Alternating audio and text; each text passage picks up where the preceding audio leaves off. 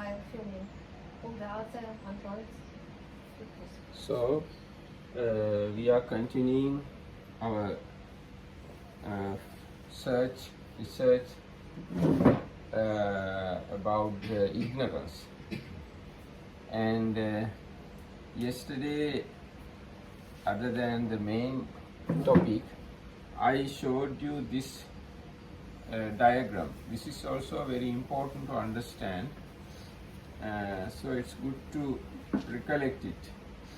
What is the relationship in between aggregates, elements, sense bases, and sense bases, mentality and materiality? So there are 5 aggregates and 6 elements, 6 sense bases, and mentality and materiality.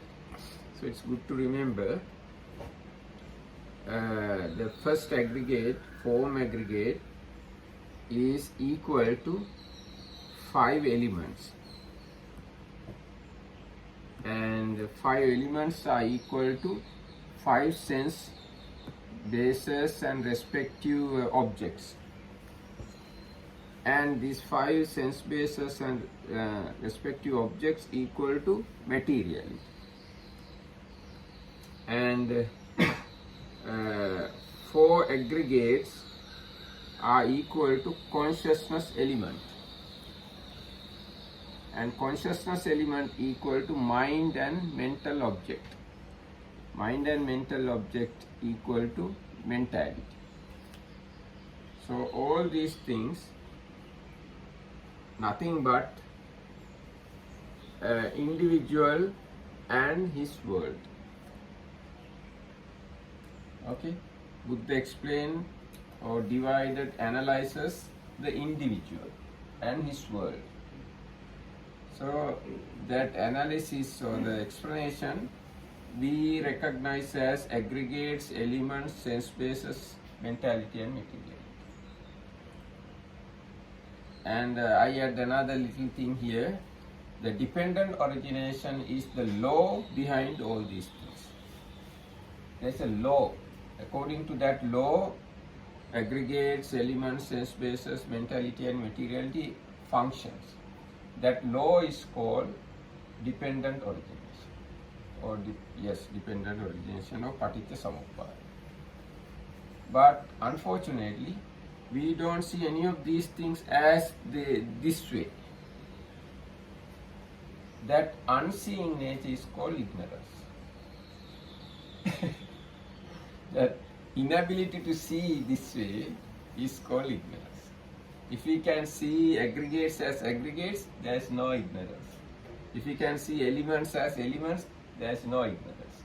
If we can see sense bases as sense bases, there is no ignorance. If we can see mentality and materiality as mentality and materiality, there is no ignorance. But instead of seeing those things as they are, we see those things as myself, I, my world, my environment, others, other beings, this universe, this world, etc. So that is the way, that is the ignorant way. So in order to come out of ignorant way, we have to understand aggregates, elements, sense bases, and mentality and materiality. This is the thing I had yesterday. Now we have been discussing mental formation aggregate.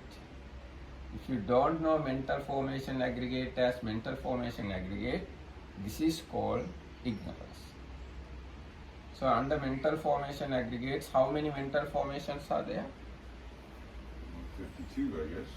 Yes, altogether 52 mental formations. But under mental formation aggregate, we have only 50.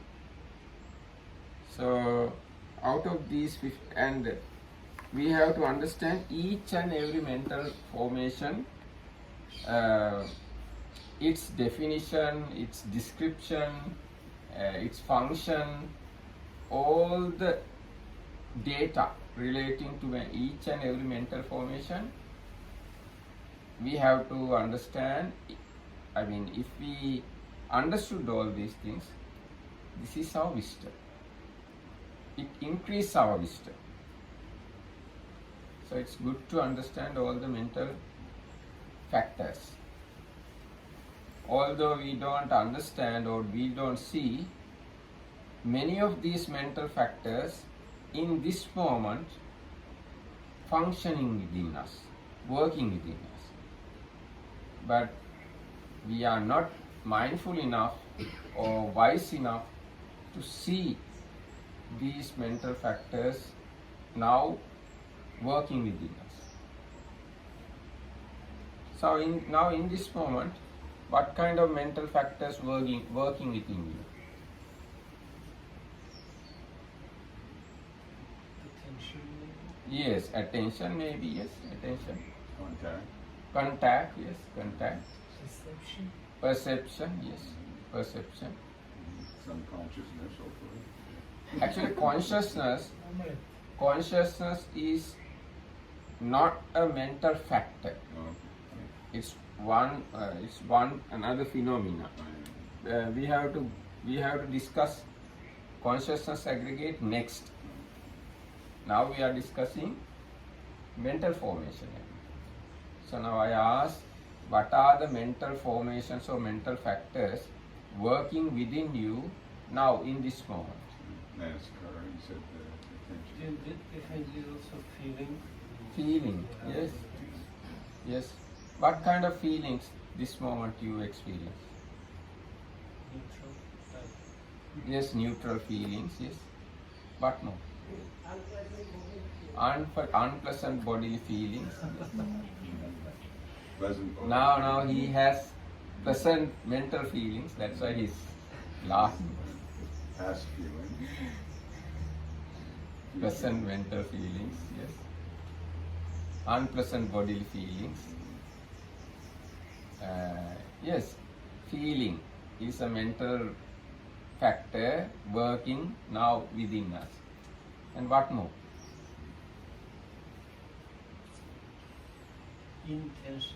Intention. Oh, yes, volition. Volition is the mental factor. Intention and volition, same. One-pointedness. One-pointedness, yes. Without one-pointedness, you can't take any object. And Jivachendriya, the life faculty. Yes, life faculty, Jivachendriya, yes. Although we can't see them and we can't recognize them, theoretically we can understand they are working within us even now in this moment.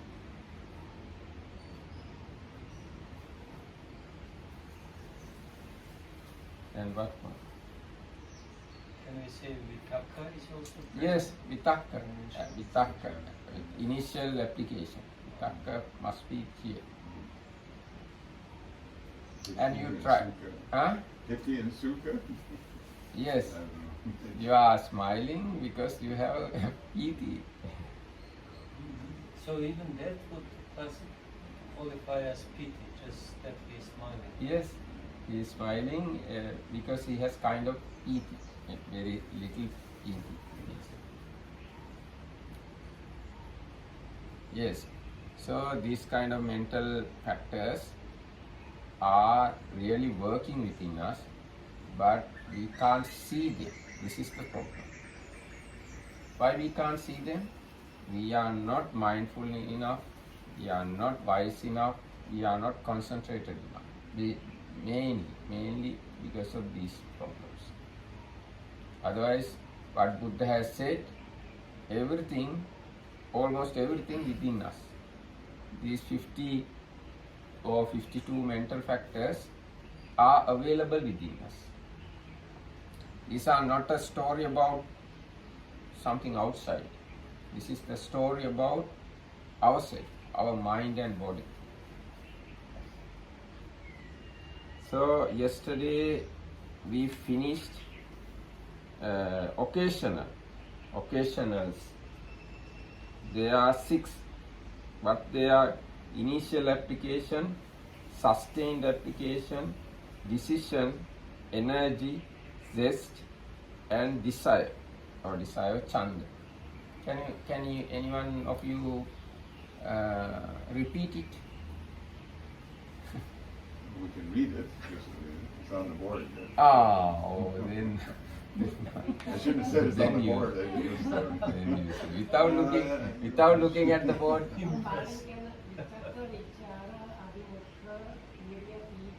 Yes, good. Yes.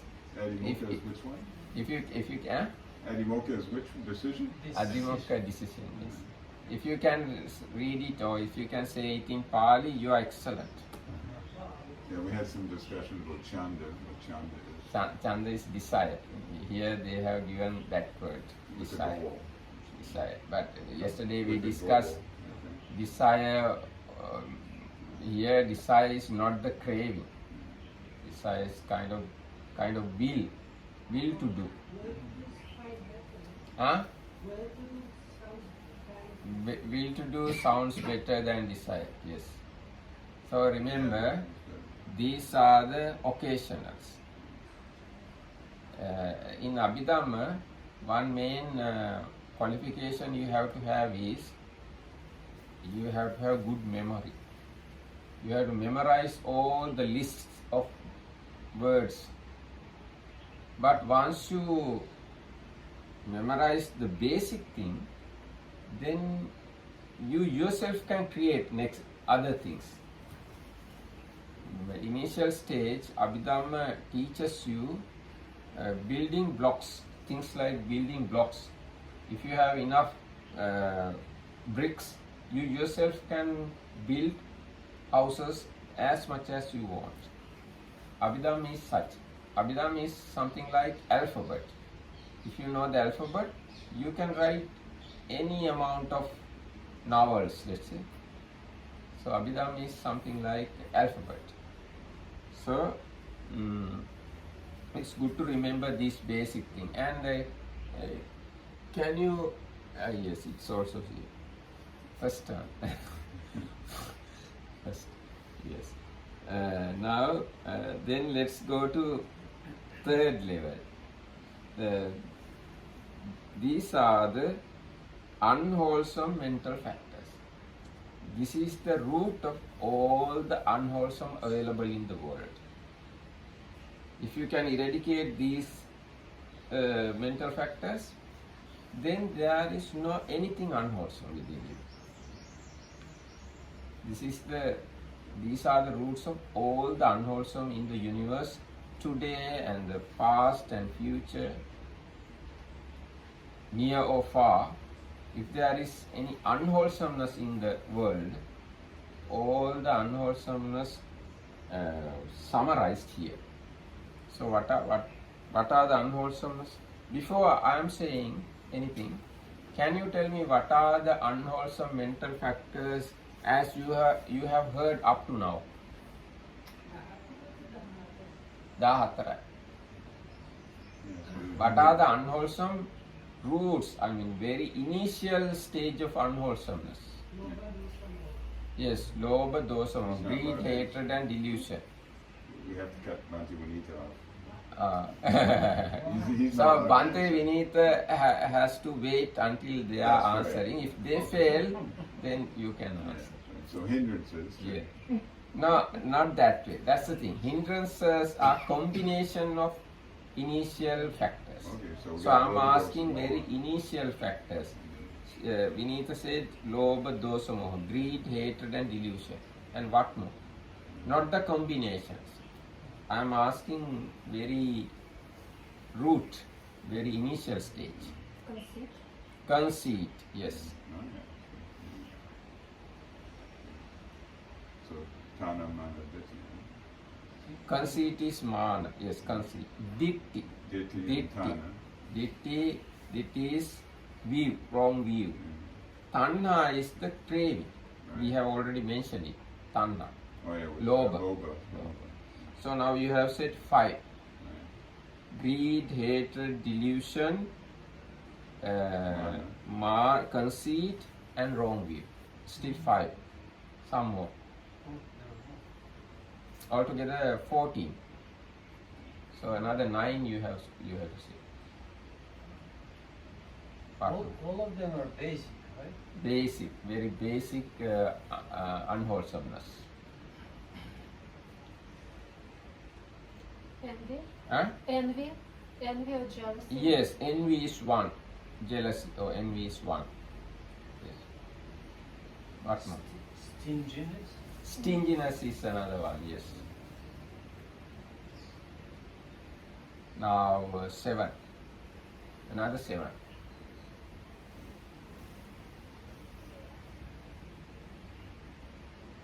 Anyway, you just tell, then I'll pick up from your words, because you have already talked these words very much.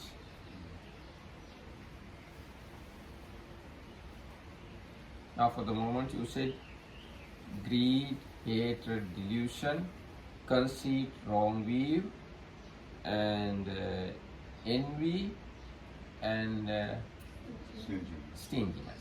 7. That's enough. No, not enough. You have to know 14, because all the 14 you have within you. Time to time come up. Okay, Vinithandra now can say. Yes. Yes, Tina, sloth and torpor. Tina That's a means hindrance. I said the hindrance. hindrances as well as roots. Yeah. So why does sloth and torpor okay, but Yes, that's the way it is explained. You know, now when you say kama chanda, it can be mixed with chanda also. Greed mixed with chanda. right? But when you say tina, it's one mental factor. Midda is another mental factor. But when we say hindrance, we call tina midda as a one hindrance. But as mental factors, tina is one mental factor, midda is another mental factor. Yes, what more? Yes, uddacha, restlessness. Yes, kukkucha is another one. Vichikiccha is another one. So all the hindrances except for the first one. Yes, all the hindrances are included within this list. Right. So, now for the moment we said greed, hatred, delusion, conceit and wrong view, envy and jealousy, envy and jealousy one thing, no? Stinginess. Stinginess, envy and stinginess, sloth and torpor, restlessness and doubt,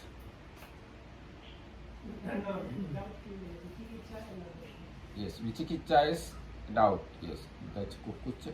Kukkucha is frustration, we can say. Yes, frustration. One or two more.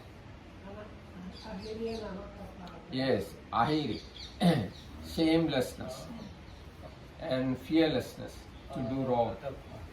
Yes.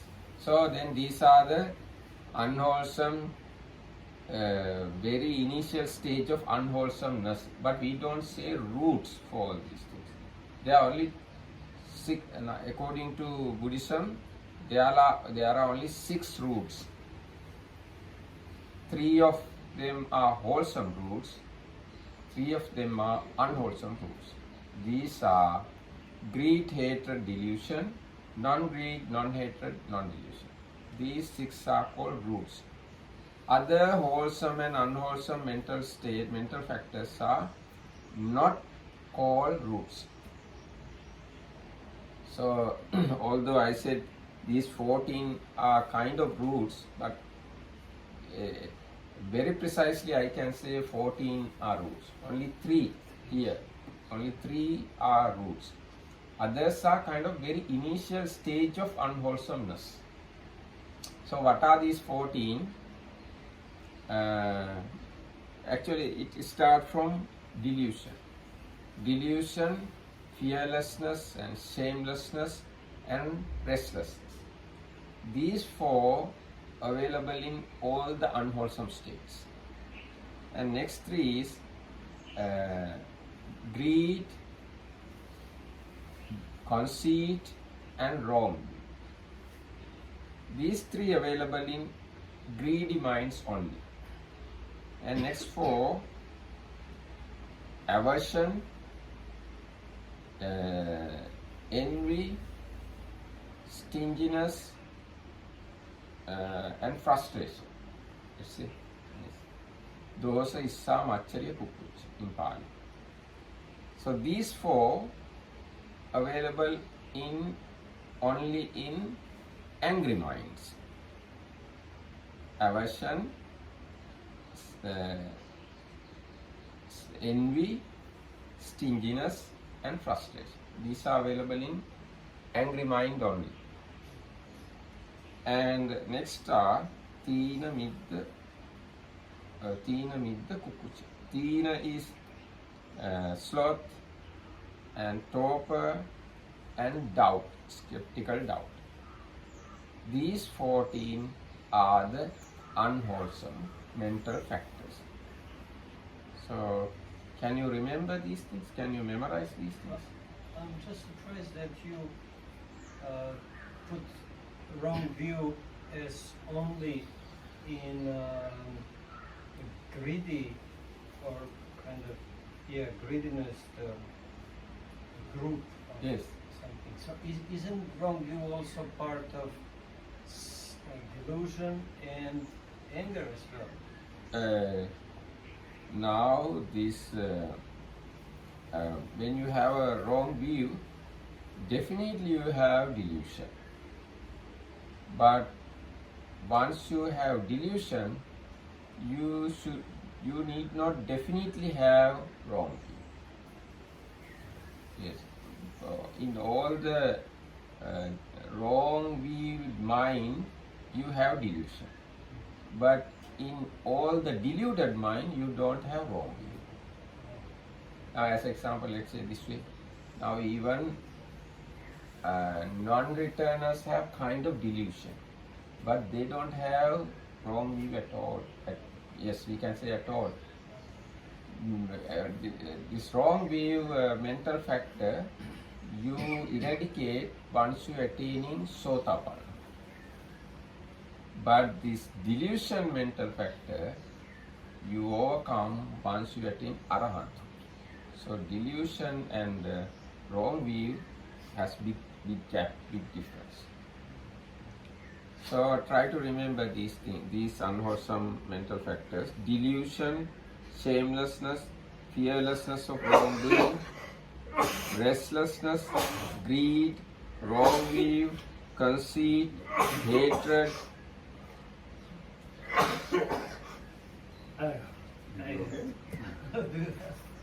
Here.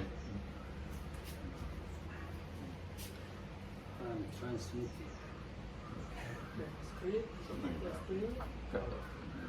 Hatred, envy, avarice. Avarice is the word. Worry, sloth, torpor, and doubt.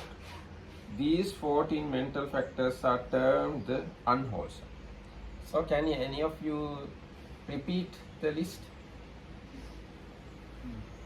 How much you can remember, recollect? Out of 14? Because the memory of these things are very important. These are very basic knowledge.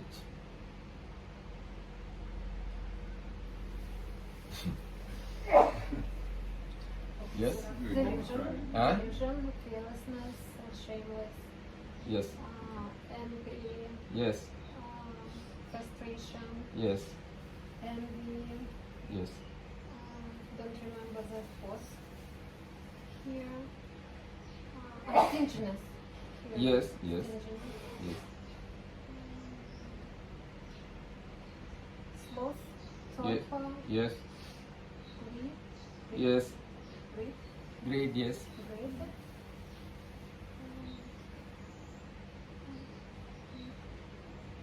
Don't remember four more. Doubt. Doubt, wrong view. Wrong Doubt, view. wrong view, Conceit also. conceit. Conceit, yes, it's an angry group. Conceit is in an angry group. Angry. No, conceit under greed group. Greed. Greed. Yes. Greed. And I think one. I think you didn't say torpor. You said sloth, but not maybe maybe. torpor, Yes. maybe. So anyway, these are the 14 unwholesome mental factors. So good to remember. Can you? Yes. I know most of that. At least greed, hatred, delusion. I know what it is, but I can't. Okay. So it's good to remember these are the unwholesome mental factors. And now let's read to see what are the definitions of these mental factors. These definitions you find only in commentaries. You don't find definitions in suttas or abhidhammas, only in commentaries. So that's why we need to go refuge in Sangha, Buddha and Sangha. Sangha, or the community of monks or the Arahants, they have defined these things with the help of Buddha. So this is the way delusion is defined. Moha is a synonym for avidya, ignorance. Its characteristic is mental blindness or unknown. So you understand? Mental blindness is called delusion. Mental blindness or unknowing. Its function is non-penetration or concealment of the real nature of the object. It is manifested as the absence of right understanding or as mental darkness. Its proximate cause is unwise attention. It should be seen as the root of all that is unwholesome. So this is a root for all unwholesome states. Any kind of unwholesomeness arise in the mind, your mind or any other's mind, in the past or in the future, this mental factor must be there. Moha or delusion. Even now we have delusion. And throughout our life, this mental factor is working within us. So it's a very powerful mental factor, but unfortunately, it is very difficult to understand, very difficult to sort out, very difficult to see. Now, greed is easy to see. You can say easily, I like this, I want this, I have a desire about this. And anger is very easy to see. You say, I am angry, I don't like him, I hit him, I beat him. But you never say, I don't say never, but many occasions you don't see that you are delusion. Rarely you can say, oh, I have done foolish thing. Yes. But it is difficult to understand delusion. Easy to understand greed and hatred. So this is one of very subtle mental factor. And the other thing is, this mental factor not easy to eradicate. You have to be arahant. You have to be an arahant to eradicate this mental factor. Even sotapanna, sakadagamis and anagamis, they have this mental factor. Yes, this is delusion. And what more we can say about delusion? What are the what your understanding about delusion? What kind of understanding you have about delusion? And in your meditation, how you recognize delusion? Now you all are meditators. So in meditation, have you ever recognized delusion? Meditation is the best way to recognize or understand delusion. Have you ever experienced delusion in your meditation?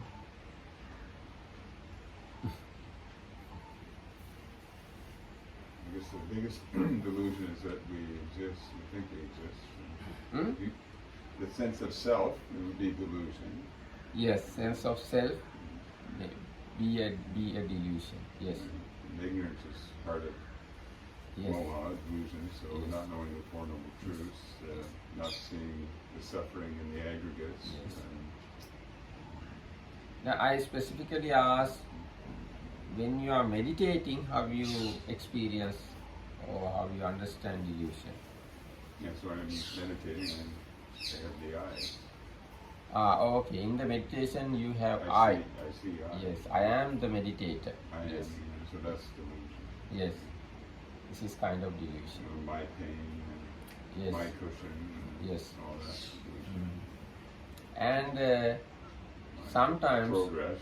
yes, Perhaps anytime the mind wanders off, that is Oh, yes. kind of delusion. yes, mind wanders off, but you are not aware at what point it starts to wander. That not aware means your delusion. And sometimes you are in craving, you are in sense desire, you are in kamachanda, but you don't recognize it as kamachanda. And sometimes you are in aversion, but you don't recognize it as aversion. And sometimes you are in sloth and torpor, but you don't recognize it as sloth and torpor. This not recognition is the delusion. And you can't recognize your meditation object. As example, let's say you do breathing, anapanasati. You don't recognize your breathing going in and going out. So it's kind of delusion. And sometimes you don't see start of the in-breath or end of the in-breath. This is also delusion. You don't recognize the start of out-breath and you don't recognize the end of out-breath. This is also delusion. And sometimes you feel pain is something permanent, everlasting pains. You don't see the rising of pain and termination of the pain. That not seeing is delusion. And yes, not knowing, not seeing all these things is delusion. Anything to do with the three characteristics, I guess. Yes. is delusion. Once you not see the anicca dukkha anatta, that not seeing is delusion. Now we have discussed last few days delusion. Yes. Anyway, now at this moment I ask the delusion in your meditation. Yes. So this is the main unwholesome mental factor, delusion. Most powerful one, most difficult one to eradicate. Next one is shamelessness and fearlessness. Both are working together always. These two mental factors also available in all the unwholesome minds. Shamelessness and fearlessness. It is explained this way. The characteristic of shamelessness is the absence of disgust at bodily and verbal misconduct. You don't hesitate to do bodily and vocal misconduct, verbal misconduct. The characteristic of fearlessness of wrongdoing or moral recklessness is absence of dread on account of such misconduct. Both have the function of doing evil things. They are manifest as not shrinking away from evil. Yes, that's the thing. they are function as not shrinking away from evil. Shrinking away from the evil, or you are going away from the evil, is the shame and fear. Fear here is not the kind of unwholesome fear, wholesome type of fear. So if you have wholesome type of fear, then you are going away from the unwholesomeness. But if you have this shamelessness and fearlessness, they are manifest as not shrinking away from evil. Their proximate cause is lack of respect for self and lack of respect for others, respectively. So now here it is said lack of respect for self and lack of respect for others. So how now we are talking about non-self, isn't it? Lack of respect is related to non-self.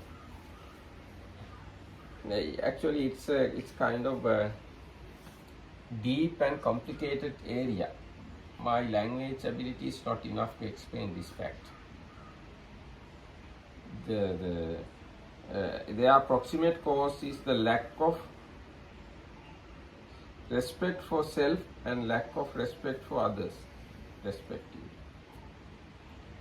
That is the nature of shamelessness and fearlessness. So now you understand these two. These two are called Lokapalaka Dhamma. How is it? Guardian Dhammas of the world. Yes, opposite of these things. Shame and fear are called guardian Dhammas of the world. In this world, if there is shame and fear, up to that much this world can prevail. This society can prevail. If you don't have shame and fear to do wrong, then the society collapses.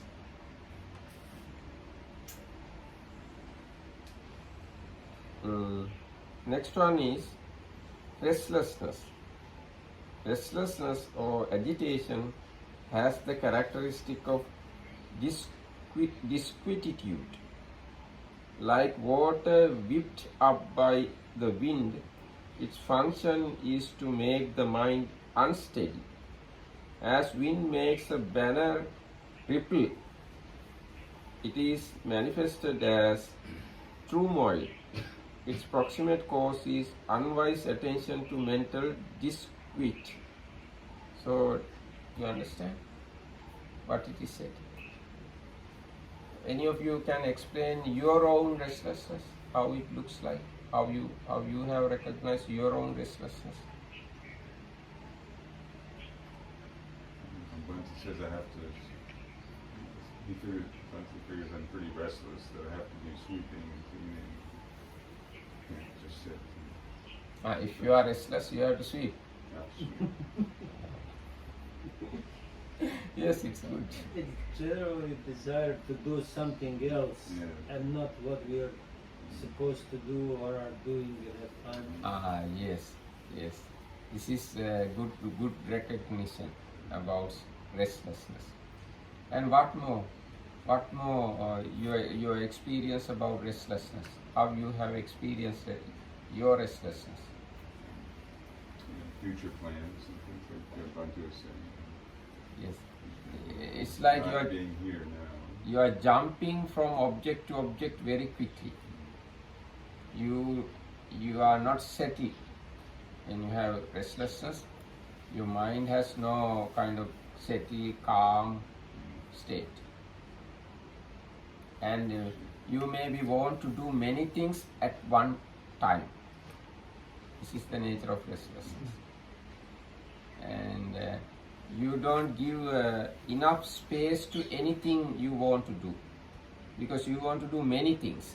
So you don't have enough time, enough resources to do what you want, because you want many things to do. So this is one nature of restlessness. And as a meditator, you can't focus to any object. This is the restlessness. You can't catch the object properly. You can't stay with any object. This is the nature of restlessness. Now if you have restlessness now, you can't stay on the chairs this way. You turn this way and that way, you want to stand up, you want to go away a little bit, like that. This is the nature of restlessness.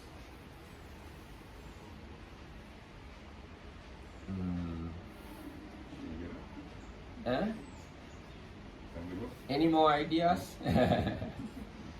Now if I continue this class another 1 hour, I can see restlessness of all of you. Yes. No, you will not see the restlessness. Huh? Because everybody will leave. Now, just before leaving, you will show me restlessness. Yes.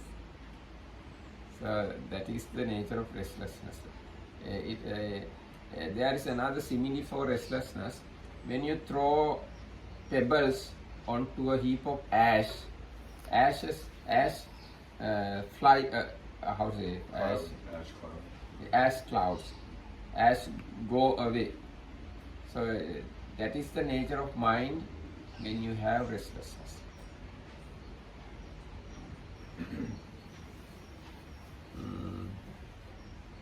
And if you have restlessness together with conceit, you will become overactive person. You become too much active and you kind of try to dominate others, try to lead others, try to guide others. Over enthusiasm. You have over enthusiasm once you have restlessness together with conceit. Next one is greed. It is very clear. So David can explain us what is the greed or the mental factor greed. How you explain? My morning coffee, for example, I wake up, I really want to have coffee. There's some greed associated with that. I even think about it when I go to bed at night. I'm looking forward to the next morning when I get up. This is very, very innocent greed. Well, I have more explicit, censored stories I could tell you, but I think better stick with coffee. The opposite gender, for example. Yes.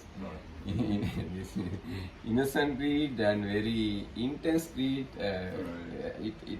Greed has vast range. Yeah, well, Congress said I have a fair bit of greed with writing and transcribing and making the books and things like that. Yes. There are greeds which cause to do huge offenses, huge bad things. Now, many of the precepts we break because of the greed, especially stealing and sexual misconduct and taking liquor. These things mainly because of greed. And even for killing, greed backed it, greed support for killing. But at the moment of killing, you have aversion. But before that moment, greed can support killing. Now, if you observe the killings in the world today, behind those killings, greed are there. And if you observe the fights and wars in between nations, greed is there behind that. And all other disputes in the world, if you study, greed is the background.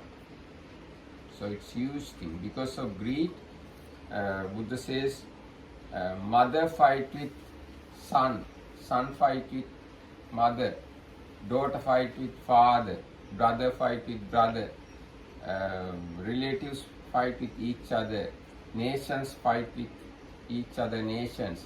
Recluses fight with each other. So almost all the conflicts and fights are there in the world because of this greed. So this is the way we can understand greed. This is the very gross way. Okay, so how do you see your greed? Where's your greed? I have greed always where there is something beautiful. Oh, okay. Yeah, you do like Huh? you do like the waterfalls you saw last week. Yes.